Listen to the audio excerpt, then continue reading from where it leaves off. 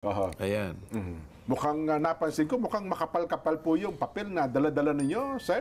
Hindi naman para dito yan eh. Ganun mo ba? Nakipag-meeting kasi ako sa ERC kanina. Energy Regulatory Commission. Sapagkat napag-alaman ko, Jen, Nelson, Opo. na sila ay nagpatawag ng public hearing. Okay. Kasi isa naman sa tuntunin ng ERC yun, pagka merong isang gagawing may kinalaman sa ikaka-apekto ng publiko sa iba't ibang serbisyo na talaga namang dapat ay sila maproteksyonan. Okay. Ang isa sa mga serbisyo na talaga namang dapat nating binabantayan ay yung presyo ng kuryente. Matagal na nating pinag-uusapan ito eh. Opo, Kong. Opo, Sen.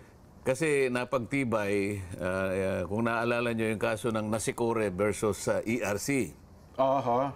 na kung saan nagpasya ang kataas-taasang hukuman Yung pala niya, no? na Nakikita sa TV, oh. yung tinatawag na replacement ko. Nakikita mo yung Yung damit yun, yung hindi damit pala. ko, yung kaninang umaga kasi yan eh. Oho. Dahil sa may meeting naman ako ng tanghali, Opo. at pagkatapos hindi ko na nagawang makauwi para makapagpalit naman ako ng kasuotan, dito na ako dumiretso. Aba, oho. Okay, ngayon, sabi ko sa kanila, importante na malaman ko kasi nabasa ko yung desisyon ng Korte Suprema, hindi na pinapayagan ng Korte Suprema yung tinatawag na replacement cost Replacement cost. na isa sa mga batayan ng rate setting. Yung kumbaga kung paano mo isasaalang-alang kung magkano ba yung sisingilin na kuryente, yung rate ng kuryente.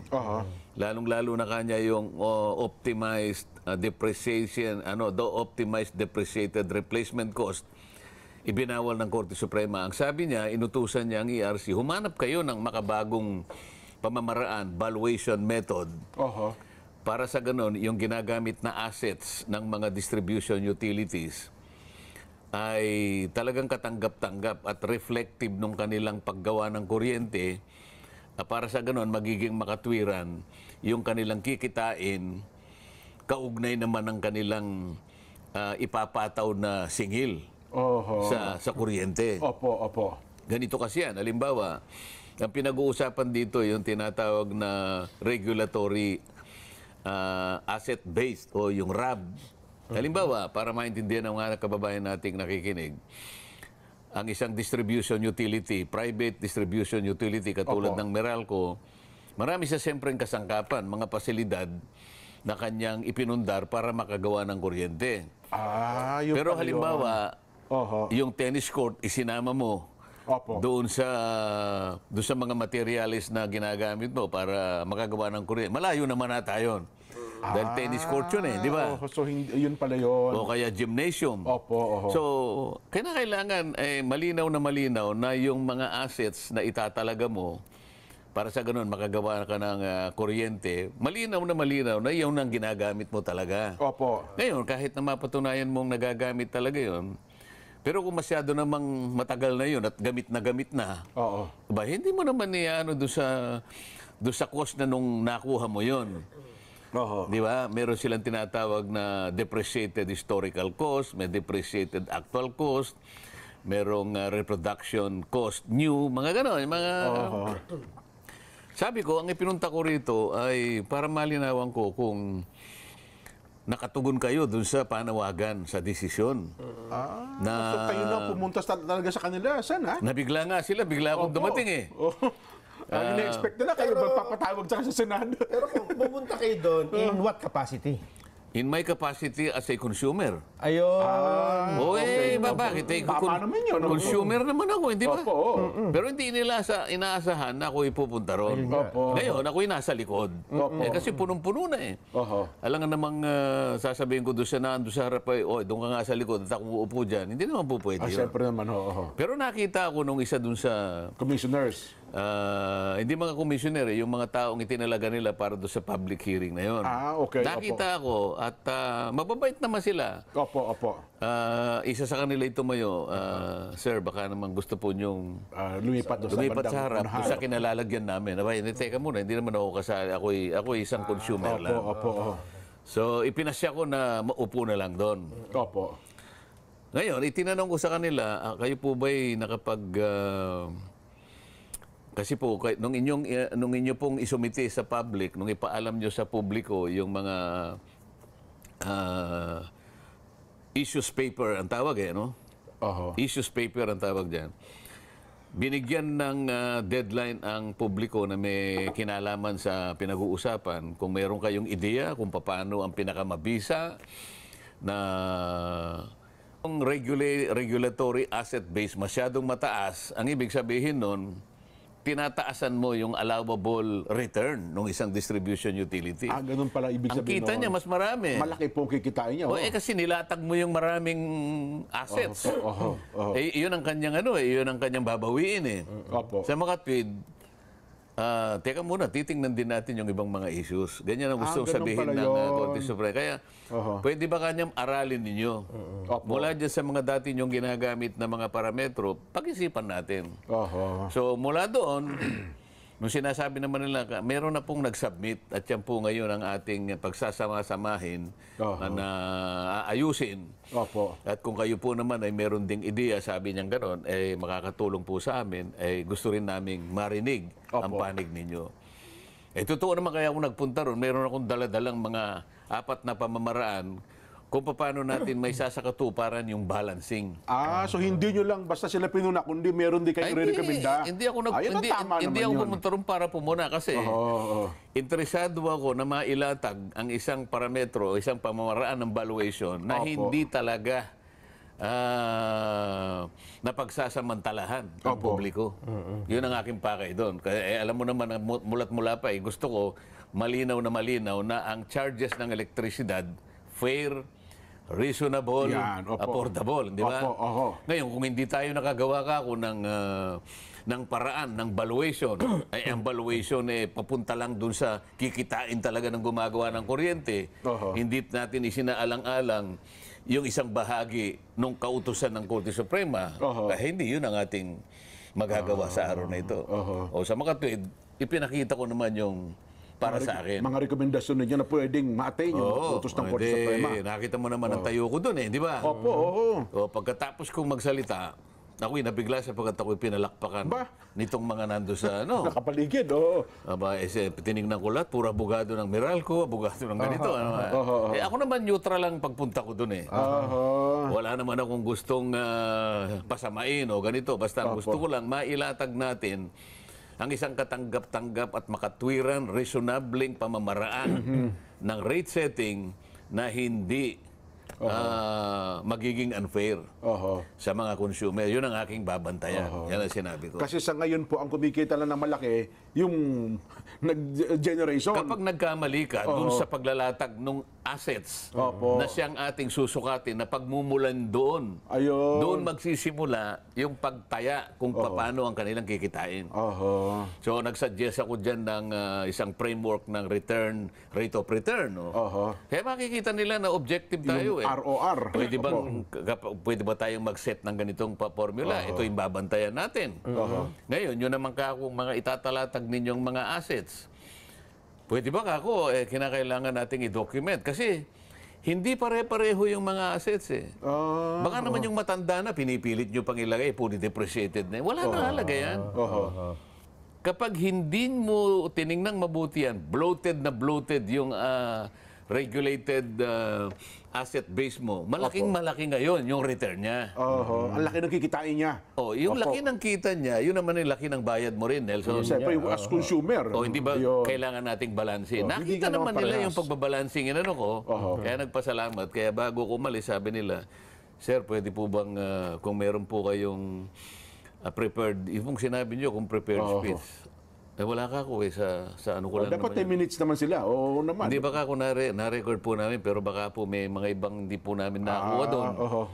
Kaya, sige, bigyan niyo ako ng mga ilang araw, kako, formaling isasubmit ko yung aking proposition, yung 4 na proposition na alam kong makakatulong sa ginagawa ninyo na paghanap ng isang makabago pero makatwiran, equitable na pamamaraan, maisasaalang-alang yung kikitain ng distribution utility at hindi naman masasalaula ang interest naman. Ayan, hindi ba pagsasamantala ng consumer? Ayan. O, di ba? Tama dyan. Higit sa lahat, nakakasunod sa utos na Korte Suprema. Kasi yun ang gusto ng Korte Suprema. Maghanap tayo kanya ng makabago, ng ibang paraan. At hindi naman namin sinasabi kang huwag niyong pansinin yung mga dati niyong ginagamit. Opo. Pero wala namang masama kung maghanap pa tayo ng mas makatwiran Oho. na mga parametro ng valuation ng mga assets. Oho. Lalo sa panahong ito, no? So, di ba, ang dami na ng makabagong teknolohiya na pwedeng gamitin at hindi naman ganun kalaki siguro ang konsumo. Kasi At ang mas gusto ko doon yung i-document. Ayun, Halimbawa, opo. ito yung assets mo. Gaano katanda yan? Di ba? Oho. Paano nyo ibabalue yan? O gaano ba yung contribution na nagagawa niyan? Oho. O, di ba? Oho. O halimbawa, tornilyo na lang doon eh. Gaano ba karaming tornilyo? Taas-taas na mo sa tornilyo eh. Yung contribution niya eh. Yung langgam lang naman ang kanyang kasing... Oo nga naman. Ganun ang gusto nating... ngayon, kung gusto nila kako, ERC, Oho. halos nagpo-propose ako, paano gagawin? ERC, ganito pong gagawin natin. Oho. Nakita nila na talagang meron tayong suggestion na medyo dapat nila talagang pag-isipan. Opo. At dito, saan na mahihinuha ng ating mga taga-subaybay, bahagi ito ng pagtupad ninyo doon sa ipinangako ninyo nung kampanyahan na tututukan ninyo ang problemang ito sa kuryente at binabayaran ng ating mga konsumer. Kahit wala ako sa Kongreso. Opo, oo. Pero nakita ko yung pagkakataon kasi public hearing. Opo, lahat naman. Kinakailangan marinig nila Oo. yung gusto kong mangyari sapagkat noon pa ay kinakailangan nating bantayan yung tungkol sa singil ng kuryente. Alam kong dito magsisimula ito. Sabi ng Korte Supremo, humanap tayo. Wala namang pumunta doon para paalalahanan sila sa nalalaman natin. Opo. Ngayon, wala silang masasabi ngayon. Pinagpauna ko na para sa akin, ito'y isaalang-alang din ninyo. At saka baka maraming hindi nakakaalam, Sen, na meron palang ganung kautusan o desisyon ng kataas-taasang hukuman. No, maaari. Di Ngayon, ba? yung mga ibang nag-unang nagsalita, yung mga masyadong legalist kayong pananalita nila, sabi nung Meralco, tsaka yung iba pang mga kasangga niya, yan naman pong Nasecore versus ERC, ang pinag-uusapan lang naman po yan, Meralco lang po. Paano naman po kami? Hindi naman po kasi kasali dyan. Baka naman po kanya, makagawa tayo ngayon ng tuntunin na apektado yung mga utilities na hindi naman po kasali sapagkat yung kasong yan ay Meralco lang ang pinag-uusapan. Sinabi ko rin na, teka muna, hindi lang, maaring Meralco lang ang involved dyan. Opo. Ngunit kapag ang pinag-uusapan, yung application ng yung tinatawag nating RAB, applicable sa inyong lahat eh. Kasi lahat kayo nagpapabalyo naman eh. Valuation din naman ang ginagamit natin eh.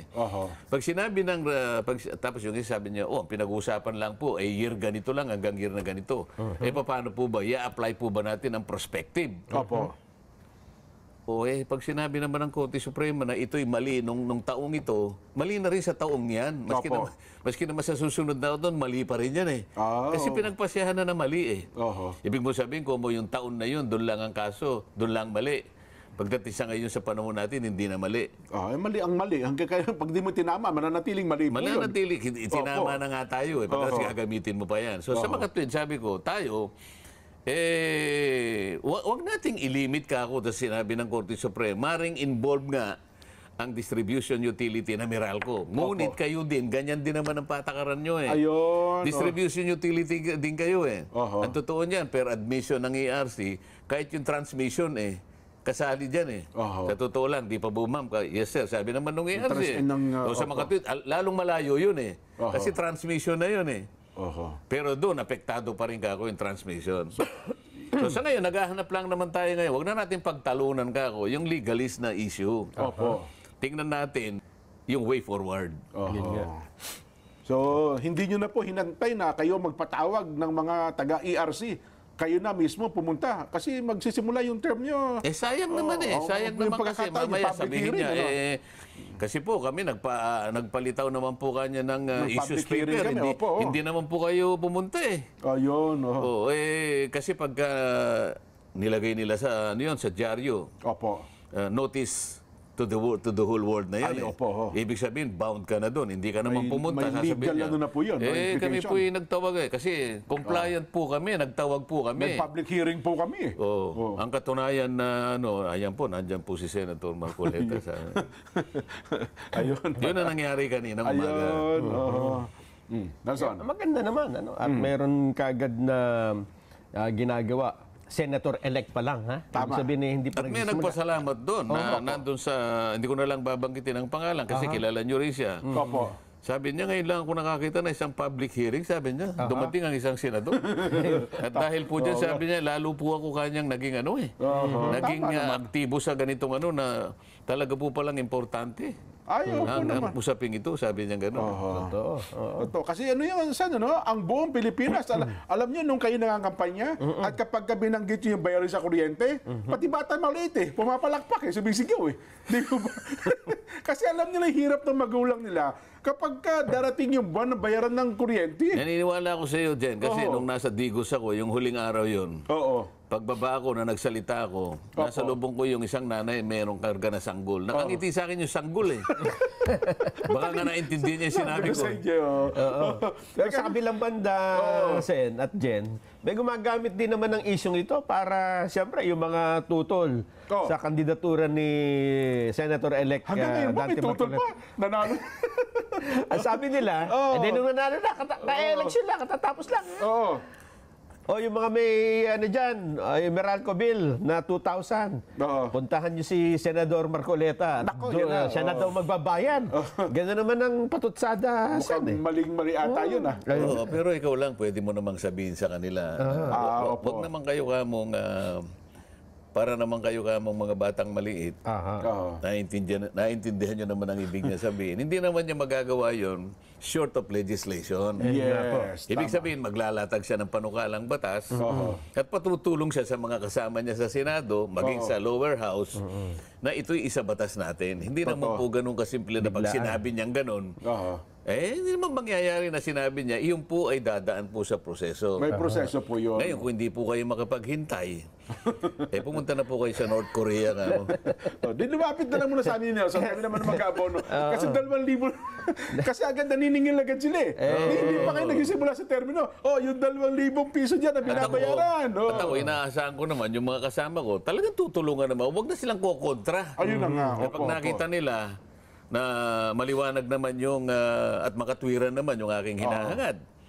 Siyempre magkakaroon ng debate ron. May papaliwanag ko naman sa aking palagay. Opo. At kung nakita nila tama, lahat sila ay sumangayon, may papasa namin at may papasa. Pero parang nakikinig-kinita ko na yan. Sen, mukhang yan. Ang dami ng lobbyist group yan kasi maapektuhan ng ganyan yung malalaking power company, power distributor. Hindi, wala namang maapektuhan dito Kasi babayaran din naman pala sila no? Babayaran. Ang sinasabi ko, ang kapalit nito kung sinasabi ko, kesa naman sa mag-imbento yung ating pamahalan ng napakaraming ayuda. Opo. May pagkagalingan din pala. Hindi ba sinasabi ko sa iyo, ang pinagmulan ng aking sinasabing yun, yung 5 ayuda na pinamimigay sa ating mga kababayan. Opo. Nagkataon na panahon pa naman ng eleksyon, kaya napagkamalan, na talagang pinambibili nyo lang ng boto. Ang totoo naman yun di ba? Yes po, totoo po yun. Hindi ba sinabi ko yung 5 ayuda na yun, pagka in-aggregate mo yung total cost, 194 billion talaga yun. Ngayon, dahil lamang sa kagustuhan ko, nire-relate ko nga sa kuryente sapagkat yun ang aking kauna-unahang advocacy, sinuma ko ngayon na kung halimbawa, yung 2,000 pesos na nagkukonsume ng kuryente, ay inilibre ko pababa di ba? 2,000. Aba, nung ma-compute ko, yung total number na mabe-benefit, hindi bababa sa 27 million Pilipinos. Yun, halos yun din ang gusto ng ayuda. Yun din kasi yung tinatarget ng target ayuda. ng ayuda, opo. Samantalang pagka ako'y nasa rally, pagka rami-raming mga tao, kumisan 40,000, 30,000. Opo. Kayo po bang lahat ay nakatanggap po ng ayuda? 50 klase yun Kahit isa lang po ang natanggap nyo, okay na yun. Sino po ba? Wala po. Wala po. Isipin mo 30,000, 40,000, 100,000 na nagrarally, walang nakatanggap. Teka muna ka ako. Saan napunta? Yung 5 ayuda na yon ay para sa hindi kukulangin sa 27 million Pilipinos. Opo. kung sinasabi nyo, no, tama yung una kong analysis na wala pang 10%. Ay, Doon sa totoo. 27 million, ang nabibigyan. O di, palitan natin. Kaya ako naisip ngayon na kung halimbawa, 2,000 pesos pababa, nung makwenta ko, 27 million ang makikinabang. Dami. Halos yun yung target So, naman. ang gusto kong mangyari doon, tanggalin na natin ang ayuda. Ito na lang Convert na rito. Ganito na lang ang gawin natin. At Opo. kapag kinuwenta mo, 120 billion lang. Adi mas matipid pa. Oh. May malaki ka pang nabawas. Ayaw mo ba yun? Lahat na nabigyan. 27 million ang nabigyan. Opo. Walang corruption dahil diretso sa kanila eh. Hindi mo magkukomplain yung distribution utilities kasi nga babayaran din sila eh. Totoo. Wala Yun sa pala. Ang magkukomplain dyan, Nakikinabang sa ayuda hindi yung hindi. na hindi noon binibigay. Yung nangungurap, yun ang Yun. Opo. yun ang magkukomplain. Wala na tayong pagkukunan ng ating corruption dito. Opo. Di ba? At saka yung magkukomplain yung Department of Finance. Teka muna kanya, baka kanya, malay mo, kasi kami naglatag dyan. Kasi Department of Finance, ang una ko kasing gagawin sana, yung 12% VAT, aalisin natin. Yun naman ang isa. Isang Magkaiba paraan. ito eh. 12% bat sa mga Kuryente. Sa bayan ng kuryente. kuryente. Opo. Kasi sa IPIRA, wala naman sinasabing 12% VAT eh. Opo. Ba't mo nilagyan ng 12%? Kaya nga tumaas eh. Opo. Di ba yung sinasabi kong palagi ang nakalagay affordable rates of Affordable, electric opo, power? Paano magiging affordable? Sinaksakan mo ng VAT. O di ang gagawin ko, tatanggalin ko. O sasabihin ng Department of Finance. Nako. Boss, huwag mo gagawin yan, yan. Mababawasan ang kita ng gobyerno. Paano ko pananagutan yan? Ako pa naman palagi ko sinasabi, kayang-kaya kong ilabas lahat yan. Teka muna. Huwag ka makikipag-away sa batas, pare. Di ba? Oo nga. Ang sinasabi ng batas, Sumunod affordable. Sumunod ka sa batas. Sumunod ka sa batas. Kaya naman hindi naging affordable. Kasi nilagyan nyo ng bat eh. Humanap ka ng ibang paraan para makolekta ka ng 120 billion. Pero hindi dito. Ayun. Alam mo ba pagka inalis mo yung 12, talagang bababa. Instant po yun. Pati mga negosyante, tuwan-tuwa. 12% bat. Yan ang sinasabi ko sa inyo. Kasi ang dinidikit nila yon, Nelson, doon kasi sa naging naunang pangako na 10,000 bawat pamilya. Ayon kay Senador Cayetano naman. Iba naman yung kay Senator-elect Dante Marcoleta. Yung sa akin naman, maliwanag na tinitingnan naman natin ang nasa lugar naman yung may inalis natin to, pero ito yung sinubstitute natin. Pero isang dapat nila maunawaan, Nelson, hindi ito instant. Ito may proseso ito para mangyari. Lahat naman eh. Opo. Ito mga nagsasalita naman na mga ito una, hindi naman sila bumoto kay Kong Dante. At saka alam din naman nila talaga minamali lang. At saka hindi naman ako nagtataka na merong babangon Lagi. na mga ganyang kritisismo. Kaya sabi ko nga sa inyo nanalo na nga ako eh. Hindi pa makapaniwala. Hindi Parang gusto pa niyang questionin ng Comelec eh. Parang gusto pa niya mag-file ng protest eh. Saka naman nakakitang gano'n. Ay, nako. Hindi naman siya kandidato. Ha? Masamang-masama ang kanyang loob kung paano kayo na. Napakasama ng loob niya talaga. Talagang sinasabi ko sa kanya, kung meron lang siyang magagawa, na alisin ako. Doon sa nanalo, gagawin niya. Ginawa na nga sa survey, di ba? Tinanggal na ang pangalan.